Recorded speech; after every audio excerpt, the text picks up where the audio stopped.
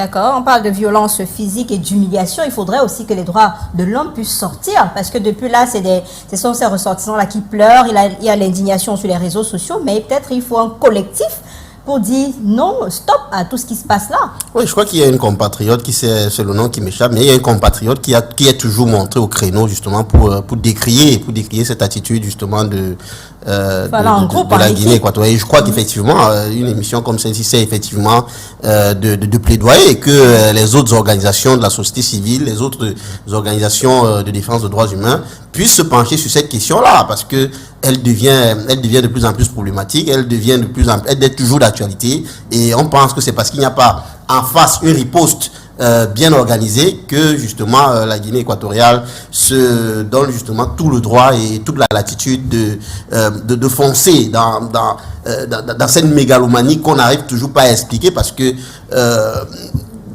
l'Afrique, on parle aujourd'hui de l'intégration sous-régionale, on parle aujourd'hui du panafricanisme et autres, mais on a l'impression que ça ne regarde pas, ça ne concerne pas les autres. C'est une affaire des autres Africains. On a même parfois l'impression qu'ils ne se sentent pas africains. Je ne sais pas si c'est parce qu'ils parlent pas... Ici, il est parti avant la fin du sommet.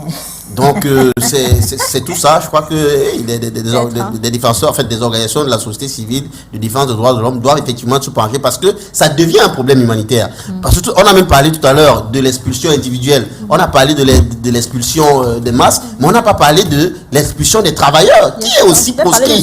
Parce que oui, il est interdit, il est proscrit d'expulser les travailleurs et leurs familles. Et vous allez voir que c'est sa forme de procédure. Parce que même si on va dans le droit interne en Guinée équatoriale, il y a des procédures. Oui, il y a des procédures internes pour et là, lieu ça a été saccagé, pillé.